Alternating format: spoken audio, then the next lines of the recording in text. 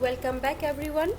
You are watching the part 4 of Basics of GeoGebra, one of the best online tools for teaching and learning mathematics. So as you can see, we are at the landing page for GeoGebra Classic. I had already shown you how to be on this page. So if you haven't watched our previous videos, then please do watch them to get a clear idea about the next concept. So till now we have learned the basics of the GeoGebra software.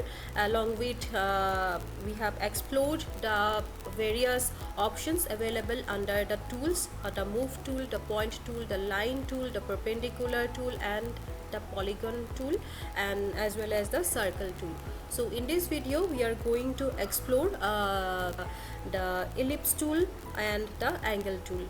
So let us begin. So first, to begin with the ellipse tool, let us see what are the options available. So here we have got the ellipse option. We can draw a hyperbola, we can draw a parabola, and we can draw some conic through 5 points. So let's see what this ellipse tool provides us. So when I click on this ellipse tool, as soon as I click on this, as I have already mentioned earlier, that on the lower end of this page you will see some description about this particular tool. So when I click on the ellipse tool, it says that select 2 focal points and 1 point on the ellipse. So for that we need actually 2 focus points. Let us select the first focus point designated by A, then let's select the next focus point which is B, and now if I just move my cursor, you can see an ellipse has been drawn, and I can adjust the size as per my wish, and wherever on this ellipse I wish to put the third point, I can do so. So let us say I want to put my third point here on this place. So as soon as I click on this, you see that the third point C has been added to this ellipse. So this ellipse has been named as C. So this particular ellipse has been generated with this tool. Then let's explore the next tool, that is hyperbola. But before that, let's go back with the back tool, and now under this hyperbola option, it says that select 2 focal points again and then point on the hyperbola. So similarly, let us select 2 points, 1A, and say the next point is B over here. So if I just drag my cursor like this, so you can see one hyperbola has been created. So I can just put my third point which is going to be C on any of the areas, on any of the points. So let us put my third point over here, and you can see a hyperbola has been created like this. And as I have already mentioned, that this window will show you whatever you are doing on this graphic window. It will let you know about all the equations and its exact positions. So let us go back to explore the third option under this point, and this is parabola. So for creating a parabola, actually we have to first select a point and then one directrix. So first let me clear all the previous objects, and now for creating one parabola, actually by just clicking on the parabola tool will not allow you to draw a parabola on this graphic window. For it, first of all, you need to create one line. So let me first delete this point. So let me try to add one line first, which will act as the directrix for this particular let us say I want a line like this with A and B point, and the line has been named as F by the software automatically.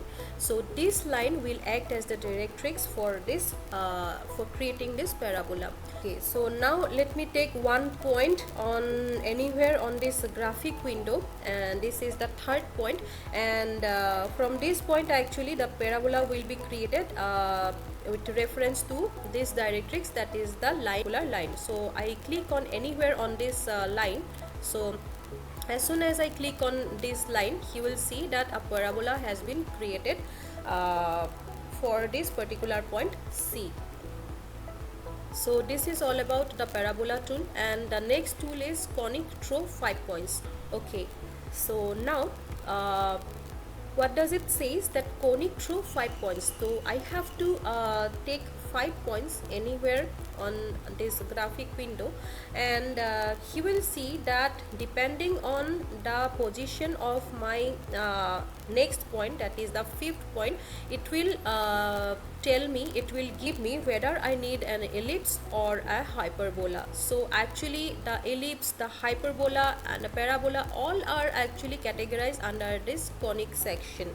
So like this, so if I put my say a fifth point over here, so it gives me one hyperbola like this, and again let's take another 5 points over here. So if I put my fifth point over here, so in this way it gives me an ellipse. So this is all about what you'll find under this ellipse tool. Now let us explore quickly what are the options available under the next tool. This is the angle tool. So under this tool you will find the options for angle, then angle with given size, then the distance or length, then the area, then the slope, list, relation, and function inspector. So let us try this angle option first.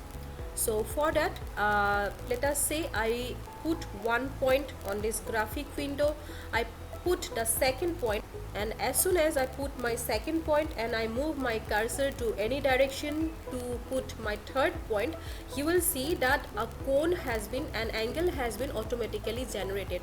Now let me try to show you with the help of a line segment. If I connect these points with a line segment, you will understand it better.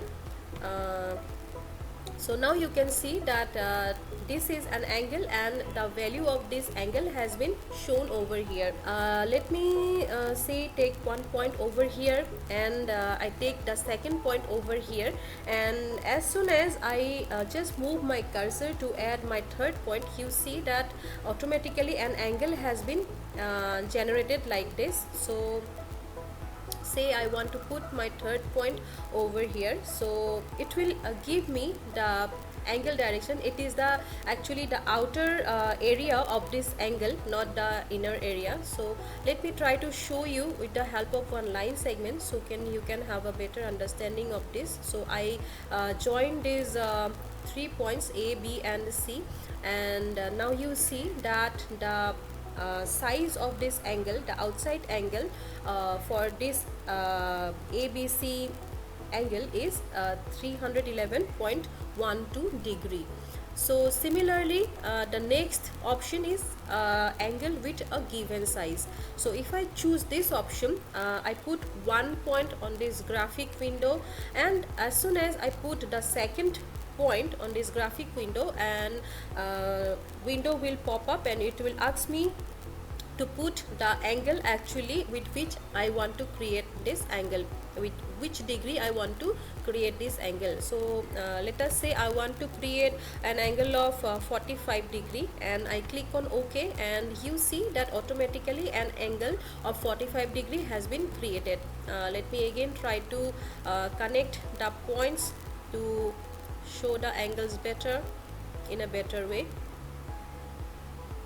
So you see that an angle of 45 degree has been created.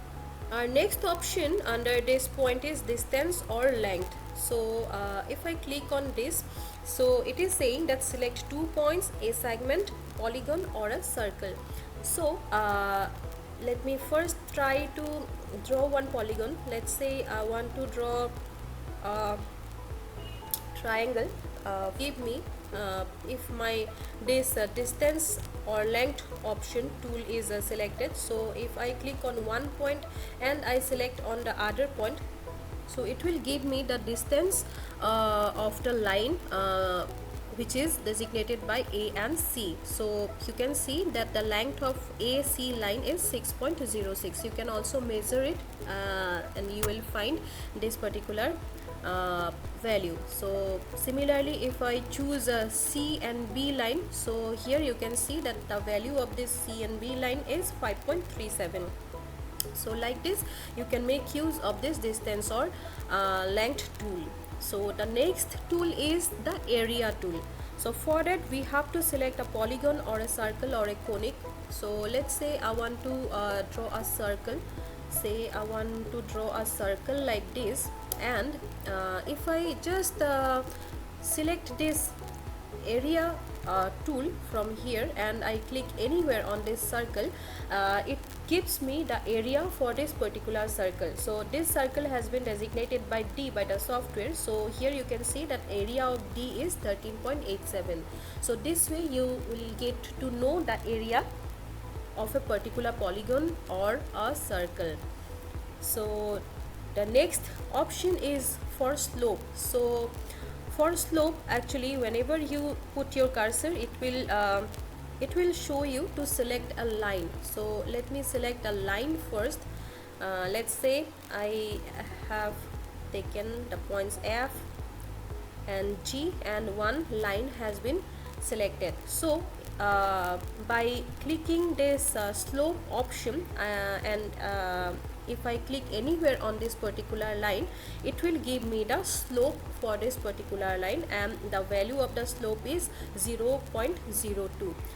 So in this way we can have the slope, and the rest of the options called list, relation and function inspector are for the advanced level, so we will not discuss it in this video. And hope you have understood well about these two tools, the ellipse tool and the angle tool. And if you have liked this video, please do not forget to subscribe to our channel for more interesting video. And our next video we will take you through how you can control over an animated object in GeoGebra software. So stay tuned.